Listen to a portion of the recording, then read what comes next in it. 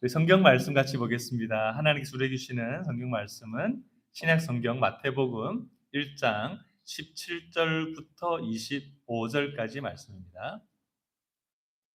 마태복음 1장 17절부터 25절까지 말씀입니다. 찾으신 줄 알고 한 절씩 교독하겠습니다. 그런즉 모든 대수가 아브라함부터 다윗까지 14대요. 다윗부터 바벨론으로 사로잡혀 갈 때까지 14대요. 바벨론으로 사로잡혀 간 후부터 그리스도까지 14대더라. 예수 그리스도의 나심은 이러하니라. 그의 어머니 마리아가 요셉과 약혼하고 동거하기 전에 성령으로 잉태된 것이 나타났더니 그의 남편 요셉은 의로운 사람이라 그를 드러내지 아니하고 가만히 끊고자 하여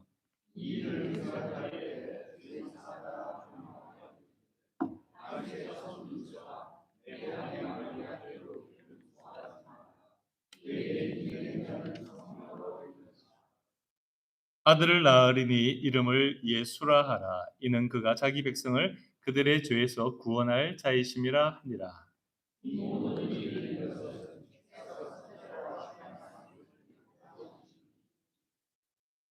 보라, 처녀가 잉태하여 아들을 낳을 것이요 그의 이름은 임마누엘이라 하리라 하셨으니 이를 번역한즉 하나님이 우리와 함께 계시다 함이라.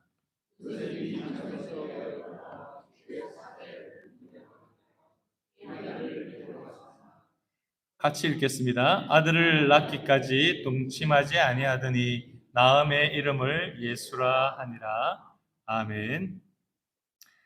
네, 우리 다시 한번 더 메리 크리스마스 하도록 하겠습니다. 우리 서로에게 메리 크리스마스. 네, 네. 밖에서는 요즘에 메리 크리스마스를 아직 안 하는 데들도 있어가지고죠. 어, 해피 홀리데이라고 이렇게 하는데 우리 사실 정말로 이 시즌의 주인공이실 뿐만 아니라 우리 인생의 주인 되시는 예수님을 우리 모든 사람들이 만나고 구원받은 은혜를 누리기를 소망합니다.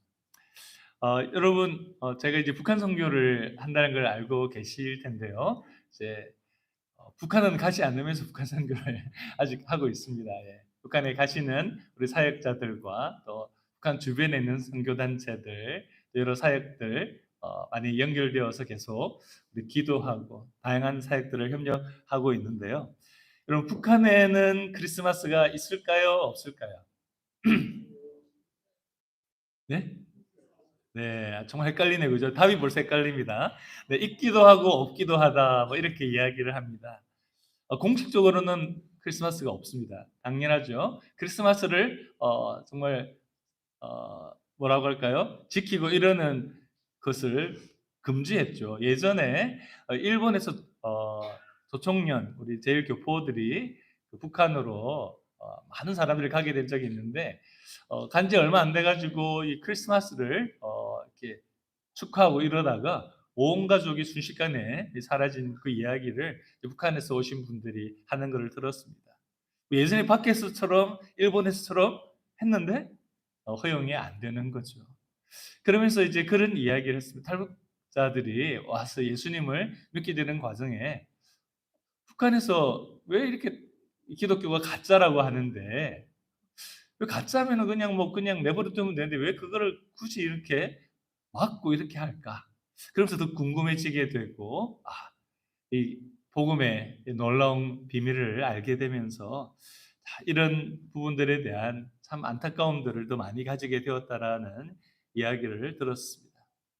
북한에도 지금 성탄절이 되면 외국인들은 예배를 드립니다. 봉숙교회, 칠골교회, 그리고 천주교는 장충성당 이런 데 가가지고 외국인들은 그곳에서 예배를 드리고 우리 가짜 교인들이겠죠. 여러분들이 동원된 분들이 그곳에서 함께 예배를 드리고 또 캐톨릭은 미사를 드린다고 합니다.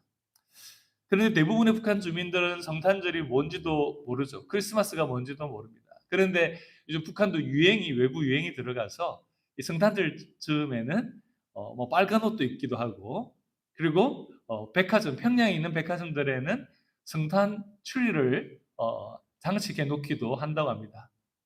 그런데 이게 성탄절이라 장식한지는 모른다라는 거죠. 대부분의 주민들은. 연인들이 그곳에 가가지고 멋있게 해놓으니까 평상시 분위기가 다르니까 연인들이 거기서 데이트를 하기도 하고 또 프로포즈를 하기도 한다는 이야기를 들었습니다. 그런데 12월 24일이 북한에는 나름대로 의미 있는 날입니다. 크리스마스 이브가 아니라 김일성의 부인인 김정숙의 생일이 바로 12월 24일이기 때문에 사실 그때를 더 크게 광고하고 기념한다고 그래요. 그래서 김정숙의 생일이라서 이렇게 놓는가 보다. 북한 주민들은 생각을 한다라는 거죠. 참 안타깝습니다. 그렇죠? C.S. 루이스, 우리 기독교 사상가인 C.S. 루이스가 세상에 세 종류의 사람이 있다라고 이야기를 했습니다. 병들었지만 자기가 병든 것을 모르는 사람이 있고, 두 번째는 병들었다라는 것을 아는 사람이 있다라는 겁니다. 그리고 세 번째는 병들고 난 뒤에 병이 고침 받아서 그 치료법을 아는 사람이 있다라는 겁니다. 우리 크리스찬들은 어떤 종류에 해당이 될까요? 영적으로는요? 셋째, 우리가 영적으로 병들었고 죄악으로 우리도 죽을 수밖에 없었던 상황이었지만 우리는 낫게 되었고 또한 누가 이것을 낫게 하시는지를 알고 또 그 치료법을 알게 된 사람들이라는 것이죠. 그렇습니다. 이것을 우리가 알고 경험하고 있는 사람들이 당연히 아직 알지 못하는 사람에게 살 수 있는 방법을 알려주어야 도리가 아니겠습니까? 그죠? 세상에는 아직까지도 온 세상에 구주로 오신 예수님이 어떤 분인지를 모르는 사람들이 정말 많이 있습니다. 심지어 요즘에는 문화적으로 예수님의 소식을 알리는 이것을 꺼리게 만드는 분위기로까지 미국 같은 우리 자유국가에서도 그런 분위기를 만드는 영적인 악한 세력들이 있습니다.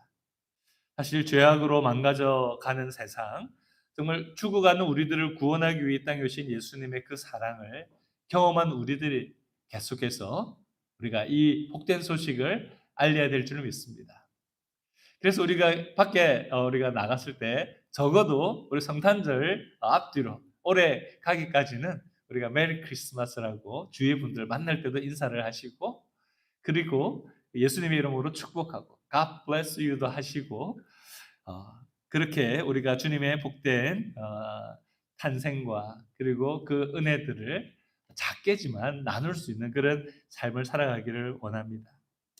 언젠가는 우리가 예수님으로 인해 구원받게 되는 이 놀라운 소식들을 모두가 기뻐하고 감사하는 날이 속히 오게 되기를 우리가 다 소망했으면 좋겠습니다. 마태복음 1장, 우리 신약 성경의 첫 번째 장이죠. 마태복음 1장은 어떻게 보면 참 재미없는 걸로 시작하죠. 예수님의 족보로 시작됩니다. 원래 족보 이야기하는 사람들은 좀 뼈대 있는 집안의 사람들이 족보를 이야기를 하죠. 저는 그래서 절대 족보 이야기를 하지 않습니다. 저희 집안에 유명한 분이 별로 없기 때문이죠. 근데 그것을 어, 설명하는 예수님의 이 족보, 예수님의 탄생보다 더 먼저 알려주고 있는 이 족보, 우리가 그것을 앞부분 읽지는 않았고 끝부분에만 잠깐 읽었는데요. 이 족보의 시작이 보니까 아브라함과 다윗의 자손 예수 그리스도의 계보다 이렇게 이야기를 하고 있죠. 예수님의 조상 중에 제일 유명한 분은 아브라함과 다윗이라는 거죠. 우리도 다 알잖아요. 그렇죠? 정말 유명한 분인 겁니다. 믿음의 조상이라고 모든 사람들이 이야기를 하는 아브라함, 그리고 이스라엘이라고 하는 이 공동체가 세워져서 그들을 자랑스럽게 만든 가장 유명한 왕, 또 성군이라고도 하는 다윗, 그의 후손이 바로 예수님이라는 사실을 이야기를 하고 있죠. 아브라함과 맺은 언약으로 말미암아 그의 자손들이 땅에 충만하게 되고 복의 근원이 될 것이라고 이야기를 하셨죠. 그리고 다윗과는 어떤 또 언약을 맺으셨는가 하면 너의 후손으로 계속해서 너의 후손으로 그 보좌가 튼튼하고 또 그 나라가 영원할 것이라고 다윗과도 언약을 맺으셨습니다. 그러니까 아브라함과도 언약을 맺으시고 다윗과도 언약을 맺으셨다라는 것이죠. 그런데 안타깝게도 아브라함과 다윗의 후손들의 모습을 보면 하나님과의 이 맺었던 언약에 신실하지 못했기 때문에 이 언약대로 복을 제대로 누리지 못하고 어려움을 겪고 심지어 이스라엘 나라는 망하기까지 했습니다. 그러나 그 뿌리까지는 뽑아버리지 않았기 때문에 회복되어졌죠. 그러니까 하나님께서는 언약을 맺으셨는데 그 언약을 신실하게 지켜나가기를 여전히 계획하시는데 하나님의 언약에 신실하지 않은 사람들의 모습으로 인해서 이 언약이 지켜지지 않았던 것도 우리들에게 생각나게 한다라는 것이죠. 하나님께서는 사람들의 불완전함과 불성실함을 보면서 언약을 깨뜨리신 것이 아니었습니다. 사람들 스스로가 그 언약이 주는 복을 정말 벗어버리고 걷어찼던 것이죠. 그런데 그 언약이 성취되게 하기 위해서 그리고 완성시키기 위해서 아브라함과 다윗의 후손 가운데 태어나신 분이 바로 예수님이시라는 것을 우리들에게 깨닫게 해주는 것입니다. 온 인류의 구원자이시기도 하지만 하나님께서 한 번 약속하시면 그 약속을 끝까지 신실하게 지켜나가시고 완성을 하시는 분이시라는 사실에 대해서도 바로 예수님의 족보를 통해서 우리에게 말해주고 있다는 것입니다. 근데 예수님의 족보를 보면 우리가 읽지는 않았지만 특이한 점이 나옵니다. 예수님의 족보의 특이한 점에 뭐 여자분들이 5명이 등장을 하는데 사실 유대인들에게 있어서 족보에 여자의 이름을 올리지 않았던 거죠. 이 조선시대 때도 뭐 그렇고 많은 나라들이 이 고대 세계에서는 여성들을 제대로 존중하지 않았기 때문에 족보에 이름을 올리지가 않았습니다. 그런데 이 예수님의 족보에는 유독 여인들의 이름이 떡하니 올라가 있다라는 것입니다. 그런데다가 이 여인들의 이름은 사람들 앞에 자랑스럽고 유명한 뭐 왕비 뭐 이런 게 아니라 사람들이 알면 좀 어떻게 저런 사람이 저 족보에 있지? 라고 생각하게 만드는 좀 부담스러운 사람들의 이름들이 있다라는 것이죠. 어떻게 보면 좀 숨기고 싶은 우리 집안에 이런 분들이 계셨다라는 것을 어떻게 보면 외적으로는 좀 숨기고 싶은 그런 분들의 모습이라는 겁니다. 3절에 보면 다말이 나오는데 다말은 시아버지 유다에 잘못되었지만 그를 속여서 유다와의 속에서 아이를 낳게 된 그런 여인이었습니다. 사실 좀 말이 안 되는 거죠. 5절에 보면 라합이 나옵니다. 이스라엘 백성들이 가나안 땅을 정복할 때 이방 여인이었던 여리고 성의 여인이었던데 직업이 기생이었던 여인이었습니다. 5절에 보면 룻이 나오는데요. 이방 여인이었고 즉 모압 여인이었는데 남편도 죽고 그것도 시어머니를 따라서 겨우 어떻게 보면은 유대 땅에 가서 재혼을 하게 되는 그런 여인이었습니다. 별로 복받은 사람이라고 하기에 그렇게 사람들이 동의하지 않을 사람들이죠. 특별히 이스라엘 유대인들은 이방인을 어떻게 생각합니까? 아주 좀 없이 여기지 않습니까? 6절에 보면 또 한 여인이 나오는데 우리아의 아내, 이름도 말하지 않습니다. 우리아의 아내가 누구였습니까? 밧세바죠. 다윗과 함께한 범죄한 여인이었습니다. 그리고 16절에 보면 마리아가 드디어 나왔죠. 근데 처녀가 임신을 했던 여인이었습니다. 세상적의 눈으로 보면 이런 5명의 여인들은 예수님의 가문에 속해 있다라는 것을 어떻게 말하기가 어려운 분들인데 이 5분을 성경은 떡하니 이야기를 하고 있다라는 거죠. 어떻게 보면 세상적으로 보면 세상 사람들이 보기에는 문제가 있는 가문이 아닌가. 아니 예수님이 세상을 구원할 구원자라고 하는데 예수님의 집안을 보면 뭐 자랑스러운 것 같지만 사실은 문제가 많네? 라고 생각하도록 굳이 만들고 있다라는 것입니다. 여러분 우리 집안 속에 어떻게 하십니까?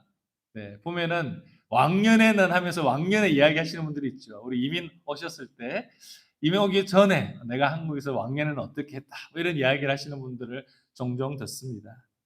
또 우리 집안에 누가 있다. 또 우리 사돈의 팔촌까지 이야기를 하면서 요즘에 사실 보지도 않는 그런 분 이름까지 이야기하면서 우리 집안이 이런 집안이라고 때로는 이야기를 하죠. 그것들을 보면 자랑스럽고 우리 자식들이 자랑스럽고 또 누가 자랑스럽고 이렇게 사람들의 자랑하고 싶은 그런 모습들을 갖고 부러움을 받는 것 같지만 안을 들여다보면 다 문제가 있습니다. 왜 우리가 죄인이기 때문에 그렇죠. 화목하고 정말 때로는 즐겁고 자랑스러운 것 같지만 정말 가족이 심각한 고민을 하고 하나님께 메어 달려야만 되는 그런 고통의 시간을 통과하게 되는 경우들도 있죠. 저희 부모님이 이제 이북에서 내려오셨고 또 한국의 경상남도 통영에서 평생을 이제 목회를 하셨는데 그 지역에서는 뭐 존경받는 그런 분이셨습니다.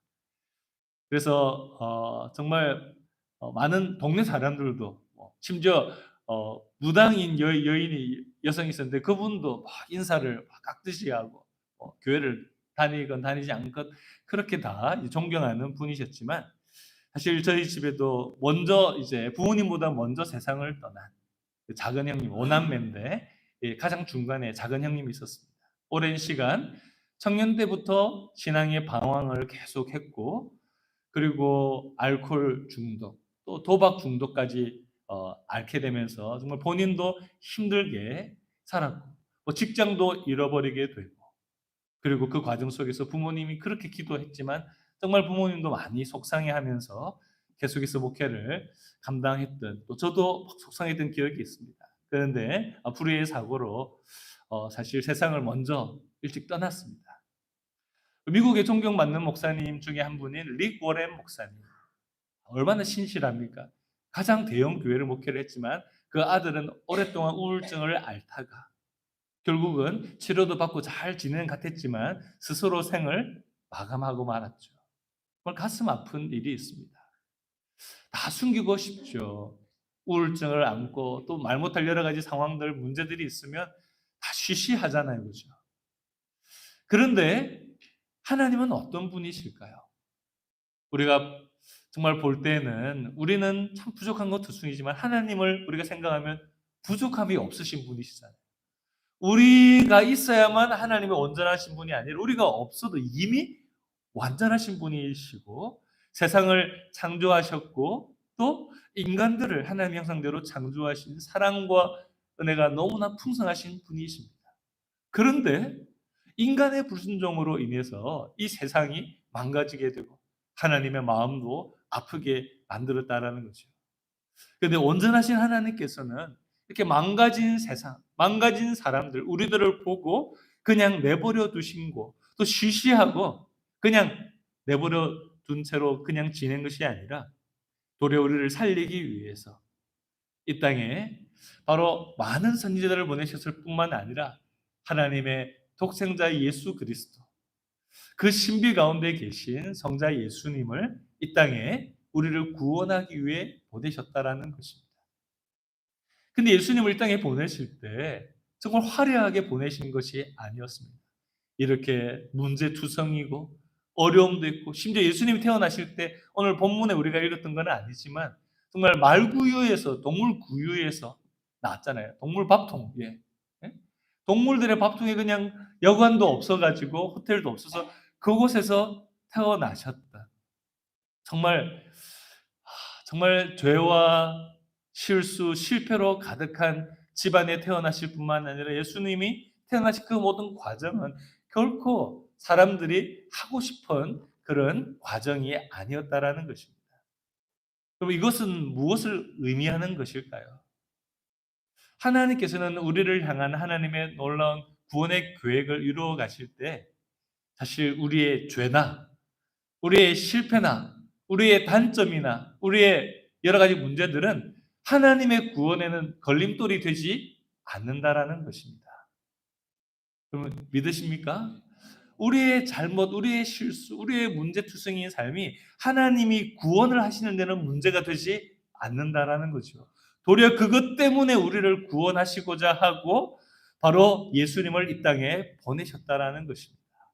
우리가 문제가 많고 심지어 하나님 앞에 심각한 범죄를 저질렀던 그런 사람임에도 불구하고 하나님께서는 우리들의 문제 한가운데로 우리들의 인생 한가운데로 직접 찾아오셔서 하나님께서 우리의 조상들과 맺었던 그 언약을 신실하게 이루시기 위해서 하나님께서는 일하셨다라는 것입니다. 참 아멘이죠. 우리는 그렇게 문제가 많은데 하나님은 하나님이 약속하신 것, 그것을 이루기 위해서 끊임없이 세상 가운데로 들어가고 계시다는 것을 보게 됩니다. 하나님의 사랑은 우리의 그 어떤 문제보다 크다라는 사실을 여러분 기억하고 믿으시기 바랍니다. 하나님의 사랑은 훨씬 더 위대하다라는 거죠. 우리가 겪는 고통, 고민, 근심, 여러분 그것 때문에 때로는 우리가 어려워하고 힘들지라도 하나님이 우리의 그 모든 것들을 알고 계실 뿐만 아니라 하나님께 맡길 때 하나님께서는 가장 최선의 모습으로 우리를 이끌어 가신다라는 것을 믿고 경험하게 되기를 축복합니다. 예수님의 족보 자체는 불완전한 이 땅의 사람들, 그 가정들에 임한 하나님의 구원을 보여주시는 참 은혜의 족보인 거죠. 정말 자랑스러운 것으로 가득 찬 족보는 아니지만 그러나 하나님의 은혜가 곳곳에 묻어 있는, 그것으로 덮여 있는 그런 족보라는 거죠. 사람들은 실패할 수 있지만 하나님은 신실하시다라는 것을 보여주시는 바로 그 놀라운 증거인 것입니다. 예수님의 족보의 여성들은 세상적인 눈으로는 인정받을 수 없는 사람들이라고 할 수 있지만 그러나 하나님 앞에 그들의 삶을 여러분 구약을 보시면 그들은 자신의 삶을 내어드림으로 자기가 당면한 문제에 대해서 믿음으로 결단함으로 하나님께서 온 인류를 구원하는 메시아를 보내시는 그 족보에 그 여인들의 이름이 이렇게 자랑스럽게 하나님은 여기시고 그 여인들의 이름을 올리셨다는 것입니다. 세상 사람들은 외적인 것을 보고 더 비난하려고 할지 모르지만 그 어려운 상황 속에서 그 부끄럽고 힘든 상황 속에서도 믿음으로 하나님 앞에 나아가면 누구나 믿음으로 나오는 영혼들을 하나님께서 받으시고 하나님의 가족의 족보에 우리를 올려주시겠다고 하는 하나님의 마음을 보여주시는 것이다. 여러분 우리가 생각하지 않을 수가 없는 것이죠. 그렇습니다. 예수님 바로 그 족보 가운데 신음하는 모든 이 땅의 영혼들의 기도를 들으시고 건져 주시고자 하는 전능하신 하나님의 놀라운 구원의 은혜가 있음을 우리는 보게 됩니다. 죄로 인해 우리의 연약함을 인해 우리가 실패할 때도 하나님을 향한 우리가 믿음을 가지고 소망을 잃지 않을 때 바로 하나님께서는 은혜 가운데 우리를 긍휼히 여겨 주시고 우리를 회복시켜 주시고 우리에게 하나님께서 예비하시고 약속하신 그 놀라운 하나님의 사랑을 우리에게 경험하게 하실 줄 믿습니다. 그래서 저는 죄를 좀 많이 지은 것 같아요. 찬송가 중에도 그 죄인들이 부르는 찬양을 중고등학교 때부터 그렇게 참 많이 부르면서 내가 죄인 맞구나 이런 고백을 하고 찬양을 하고 그랬던 생각이 납니다. 찬송가 412장에도 보면 우리는 주님을 늘 배반하나 내 주 예수 여전히 날 부르사 그 참되신 사랑을 베푸시나니 내 형제여 주님을 곧 따르라. 주께서 풍성한 은사를 내려 내 영혼이 나날이 복받으니 주 예수를 그대도 구주로 섬겨 곧 따르면 풍성한 복 받겠네. 무거운 짐지고 애타는 인생 주 예수께 돌아와 곧 믿으라. 내 주 예수 그대를 돌보실 때 어떻게 될까요? 참 복락과 안위가 늘 있겠네. 주님께서 지금도 이렇게 그 마음 가지고 우리를 위해서 기도하고 계신 줄 믿습니다. 예수님 앞에 우리가 숨길 수가 없습니다. 그러나 예수님은 우리의 허물을 꼬집고자 기다리고 계신 분이 아니라는 것을 여러분 기억하셔야 됩니다. 주님 앞에 나올 때 우리의 부끄럽고 실패한 모습도 주님 앞에 빨리 나와서 고백하고 정말 전능하신 주님의 그 만지심 속에서 모든 것을 치유하시는 능력의 의사가 되신 예수님 앞에 내어놓고 치유받고 회복되고 새로운 사람이 되라고 우리들을 초청하는 분이심을 믿으시기 바랍니다. 아니 이미 우리들은 이 모든 문제를 주님께 이미 내려놓았고 그래서 구원받은 하나님의 자녀가 된 것을 믿습니다. 하나님의 구원이 우리들의 삶에 임했고 이미 우리들은 여전히 완전한 사람은 아니지만 하나님의 능력으로 계속해서 회복되어지고 치유받아가고 그리고 성숙해 가면서 하나님께서 우리를 향하여 가지신 그 기대대로 예수님의 장성한 분량에까지 우리가 같이 살아가는 그러한 성도가 되고 또 교회가 되었음을 믿습니다.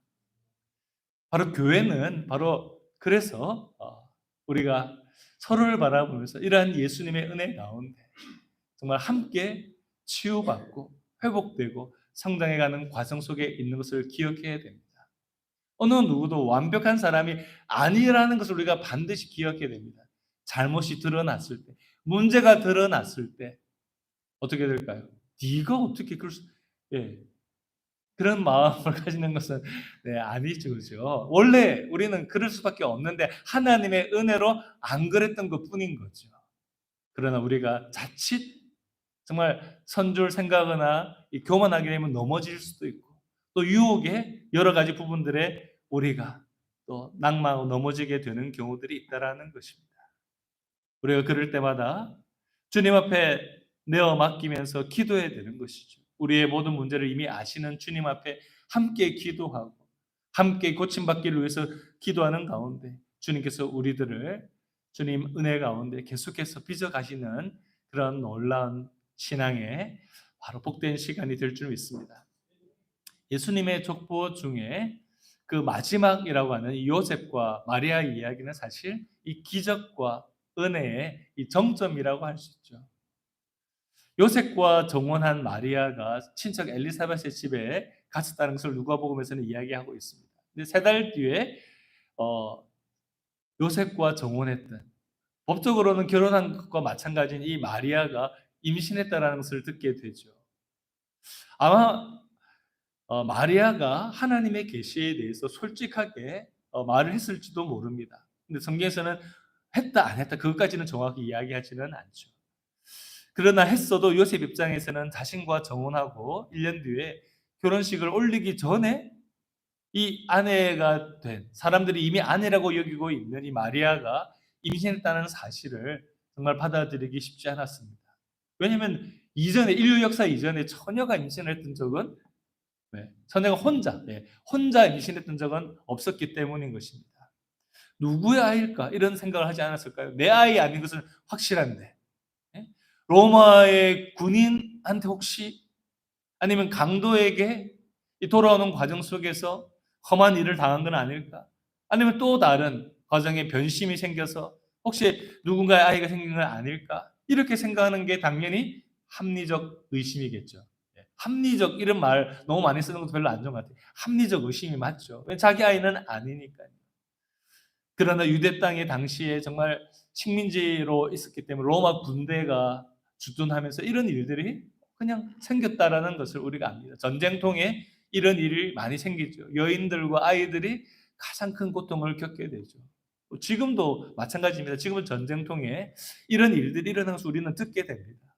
이런 상황이 되면 정말 정말 누구나 다 속상하고 때로는 배신감도 느끼고 분노가 생겼을 것입니다. 그러나 요셉은 이런 상황 속에서 이것을 알고, 마리아가 이것을 정말 임신했다는 것을 알려지기만 하면 율법에 의해서 돌에 맞아 죽는 결과를 받게 되지만, 그런 배신감 때문에 이것을 탁 터뜨려서 내 정말 마음을 좀 시원하게 해야 되겠다, 이 억울함을 지내 그대로 내가 혼자 묻어둘 수는 없다라고 이렇게 하지 않았다라는 거죠. 도리어 조용하게 파혼을 하려고 했습니다. 사실 이것이 누군가의 잘못에 대한, 성경이 요셉을 의로운 사람이라고 말하는 이유가 아닐까 생각합니다. 의롭다라는 것은 완벽하다는 것을 이야기하는 것이 아니라 하나님과 이웃과의 관계 속에 올바른 태도를 가진다라는 거죠. 요셉이 이렇게 고민하다가 잠들었을 때 요셉의 꿈에 천사가 나타나서 말을 합니다. 그의 아내가 임신한 것은 사람에 의한 것이 아니라 하나님의 능력, 성령에 의해서 임신된 것임을 알려주면서 네 아내 데려오기를 두려워하지 말라고 이야기합니다. 그리고 태어날 아기가 어떤 아기기에 이런 일이 생겼는지를 이야기해 주죠. 그리고 그 아이의 이름까지도 이야기해 줍니다. 예수라고 이야기하면서 성경에 예언된 대로 자기 백성을 그들의 죄에서 구원할 자, 그리고 하나님의 백성된 모든 사람들과 영원히 함께 되는 것을 알려주시는 것임을 바로 요셉에게 이야기해 주었다라는 것입니다. 아이의 이름을 정해주신 하나님께서 예수님의 진짜 아버지이시라는 것을 우리는 보게 되죠. 그렇습니다. 요셉은 하나님의 말씀을 믿고 기꺼이 순종하면서 어떻게 보면 자신의 명예를 희생하기로 결정하게 됩니다. 사람들의 눈에는 이 마리아가 요셉이 같이 하나가 되지 않았음에도 불구하고 배는 점점 더 불러오는 것을 사람들은 알겠죠. 세상적으로 보면 이 좀 이상한 거다 이야기한다든지, 그리고 자기를 또한 먼저 이렇게 비난하게 되는 그런 사람으로 당시에 비난받을 수 있었지만, 자신은 평생 동안 남편으로서 마리아를 보호하고, 그리고 어떻게 보면 예수님의 친아버지는 아니지만 하나님께서 그에게 맡겨주신 가디안, 이 땅의 육신의 아버지로서, 보호자로서 양육하고 책임을 지기로 결심을 하게 되었다라는 것입니다. 여러분, 요셉을 보면서 어떤 생각이 드십니까? 우리는 내 이익, 내 명예를 혹시 더 늘 중요하게 생각하지 않습니까? 하나님의 영광, 하나님의 사역, 하나님의 사명, 아무리 이것이 하나님께서 나에게 주시는 감동일지라도 혹시 내 이익이 손해를 보고 내 명예가 실추가 되고, 그러면 그 오해받는 것이 억울하고 분해서 그냥 모든 것을 다 포기해버리고 그러지는 않으십니까? 요셉을 보면서 단순히 하나의 의로운 사람 요셉을 볼 뿐만 아니라 사실 우리의 죄를 덮으시는 하나님의 사랑 또한 우리는 발견할 수 있게 됩니다. 하나님의 사랑, 덮어주시는 하나님의 사랑. 여러분, 하나님 앞에 늘 나아가시기 바랍니다. 우리를 따뜻하게 덮어주시고 사랑해 주시는 그 놀라운 은혜를 체험하게 되는 것이죠. 예수님의 족보처럼 우리는 은혜로 살아가는 인생이었음을 알게 됩니다. 내가 주인 되고 싶은 그 마음이 우리의 마음속에 늘 굴뚝 같아서 그렇게 우리는 실수하고 내 마음대로 고집을 부리고 그렇게 살아가고 있을 때가 참 많지만, 죄가 주인이 되고 죽음의 권세 아래 살아갔던 그 과거의 습성을 버리지 못하는 그 모습 때문에 우리는 신앙생활을 하면서도 어려움을 겪고 또 문제를 경험하게 될 때가 많지 않습니까? 그러나 기억해야 됩니다. 예수님께서 우리의 죄를, 정말 우리의 죄에 대해서 우리가 죄로 인하여 죽을 수밖에 없는 그 형편이 된 것, 그것으로 인해 고통받는 우리의 모습들을 아시고 우리를 구원하기 위해 오셨다라는 그 사실을 오늘 이 시간 다시 한번 더 기억하기를 원합니다. 예수님께서는 우리와 영원히 함께 하시는 분이심임을 믿으시기 바랍니다. 예수님이 누구십니까? 라고 물으시면 여러분 어떻게 대답하시겠습니까? 예수님이 눕고 뭐 이렇게 시골에서는 이야기할 수도 있겠죠. 찬송가 96장 찬송가 제목이 예수님은 누구신가입니다. 예수님 누구신가에 대한 대답을 좀 하기가 좀 애매했던 분이 있다면 이 찬송가를 외우셔서 다 그렇게 대답해 주고 노래를 불러주시면 될 것 같습니다. 네. 예수님은 누구신가 하면서 나오죠. 우는 자의 위로가 되시고 없는 사람들의 풍성이고 천한 사람들이 높임, 잡힌 자들의 노임이 되고 우리의 기쁨 되시네. 예수님은 누구신가? 약한 사람들의 강함 되고 눈먼 자의 빛이시고 병든 자의 고침, 죽은 자의 부활이 되시고 우리 생명 되시네. 예수님은 누구신가? 추한 자를 정하게 하시고 죽을 자의 생명 되시고 죄인들의 중보자가 되시고 멸망자들의 구원이 되시고 우리의 평화가 되시네. 예수님은 누구신가? 온 교회의 머리이시고 온 세상의 구주시며 모든 왕들의 왕이시고 심판하실 주님 되고 우리 믿는 자들의 영광 되심을 믿습니다. 주님을 믿는 사람들에게 주님으로 인해서 우리가 이 땅 가운데서도 하나님의 영광을 체험하게 되는 것입니다. 복음에 대해서 거의 알지 못했던 이 조선 후기, 그때 1892년도에 조선의 복음을 전하기 위해서 왔던 선교사님 중에 프레드릭 밀러라고 하는 선교사님이 계셨습니다. 바로 찬송가 96장은 이 프레드릭 밀러 선교사님이 작사한 찬송가입니다. 번역한 찬송가입니다. 작사가 아니고요. 원래 있던 찬양을 조선말로 번역을 하셨는데, 이 선교사님은 가족과 함께 왔습니다. 그의 아내 선교사님인 안나 밀러 선교사님과 왔고, 그리고 아이들을 열어 낳았는데 삼녀 이남, 딸이 먼저죠. 삼녀 이남의 자녀들 중에서 두 아들이 조선 땅에 어린 시절 세상을 떠나게 되었습니다. 그리고 그의 아내도 먼저 이 땅을 떠나서 천국을 갔는데 그들의 시신이 지금 양화진에 묻혀져 있습니다. 조선의 많은 사람들이 그때 선교사님들을 잘 못 보니까 선교사님을 보게 되면서 물었다는 거죠. 그리고 아내도 죽고 애들도 죽고 얼마나 더 좋은 환경이 있을 텐데 분명히 잘 사는 나라에서 왔는데 왜 여기 왔는지 궁금한 거죠. 그래서 이렇게 많이들 물었다고 합니다. 당신이 전하는 예수가 도대체 누구요? 물론 복음을 전하기 위해 왔고 그렇게 짧은 한국말로 열심히 복음을 전하기 위해서 노력했겠죠. 근데 이 밀러 선교사님의 찬송가를 많이 번역했는데 그 중에 하나가 96장이었답니다. 이런 슬픔을 당하고 정말 생고생을 하면서까지 조선 땅에 와서 그들에게 전했던 예수가 얼마나 대단한 분인지 의아해하는 조선의 사람들, 우리의 선조들에게 밀러 선교사님이 자신의 신앙 고백을 담아서 정말 알려주고 싶은 찬송가, 바로 예수님은 누구신가 였다라는 생각이 듭니다. 찬송가 96장 이 찬양은 사실 지금도 참된 소망을 찾고 있는 많은 이 세상의 사람들, 정말 사람들은 진짜 진리를 찾고 싶어 해요, 지금도. 정말 소망을 얻고 싶어서 안달입니다. 그런데 예수님으로부터 그것을 얻을 수 있다는 사실을 단지 모를 뿐이죠. 우리 기독교인들의 잘못된 모습 때문에 도리어 기독교의 복음을 듣는 것을 거부하는 일까지 생기고 있습니다. 참 우리가 그래서 반성해야 되는 거죠. 그래서 교회 안에서부터 화목하게 우리가 연약하고 부정한 것을 보더라도 서로를 위해서 그리스도의 사랑으로 용납하고 하나님의 영광을 위해서는 우리가 계속해서 주님께서 맡겨주신 사명을 우리 새마음교회 모든 성도들이 계속 감당해 가시기를 소망합니다. 말씀을 맺겠습니다. 하나님의 사랑, 정말 우리가 아무리 묵상하고 생각해도 그 끝이 없죠. 정말 얼마나 대단한지 우리는 차마 측량할 수가 없습니다. 우리가 끊임없이 하나님을 배반하고 또 이 세상을 보면서도 죄악과 죽음 가운데 살고 있는 사람들이 하나님께서는 여전히 그들이 생명으로 나아올 수 있도록 정말 기다리고 계시다라는 것을 우리들은 생각하게 됩니다. 탕자의 비유에 나온 것처럼 우리들을 기다리셨던 아버지 하나님께서 지금도 인류를 향하여 기다리고 계신 그 사랑을 우리도 먼저 받은 사람으로 반드시 기억해야 될 것입니다.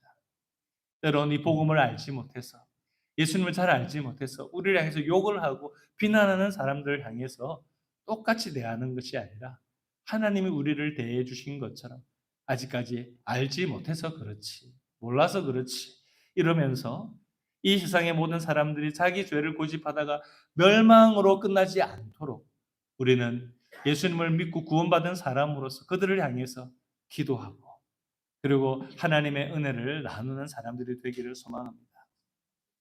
불완전한 사람들을 위하여 완전한 사랑을 주신 우리 하나님, 지금도 우리를 향해서 완전한 사랑으로 우리의 불완전한 현실 가운데 우리의 모습 가운데 찾아오셔서 우리를 이끌어 가시는 하나님, 우리 성탄주일 주님께서 우리와 함께 계신 것을 기억하며 우리의 아버지 되신 하나님, 그분이 인도하시는 그 길을 따라 주님 앞에 설 때까지 우리 주님께 영광 돌리며 주님이 주시는 놀라운 사랑과 은혜로 가득 찬 삶이 되시기를 주님의 이름으로 축원합니다. 기도하겠습니다. 하나님 감사합니다. 저희들 부족한 것 투성인 우리들을 여전히 사랑하시고 때론 주님의 마음을 아프게 하는데도 하나님 주님 앞에 나올 때마다 우리를 고쳐주시고 회복시켜주시는 은혜를 감사합니다. 우리가 완고하고 어리석고 교만하여 우리의 죄악 때문에 우리가 힘들고 고통스러운 상황에 처하게 될 때 우리를 때로는 징계도 하시기도 하고 교훈하시고 권면하시며 우리를 바른 길로 이끌어 가시는 그 주님의 사랑을 다시 한 번 더 기억합니다. 가장 낮은 곳에 오셨던 우리 예수님의 탄생, 그 시간을 기억하며 우리들이 불완전한 현실 가운데도 여전히 소망을 가지는 것은 하나님의 완전한 사랑이 예수님을 통해서 우리 가운데 나타나셨음을 저희들이 믿기 때문입니다. 오늘 이 시간 다시 한 번 더 그 완전한 사랑 앞에 감사하며 하나님께 영광 돌리는 우리 모두가 되게 하여 주시옵소서. 우리를 구원하신 예수님 이름으로 간절히 기도드렸습니다. 아멘. 오늘 이 시간 우리 특별히 성탄주일이기 때문에 우리 하나님 앞에 우리의 사랑을 대표로 우리 찬양으로 우리 강성도 장로님께서 우리 연주로 O Holy Night이라고 하는 연주로 우리 주님께 찬양 올려드릴 때 큰 은혜 받으시기 바랍니다.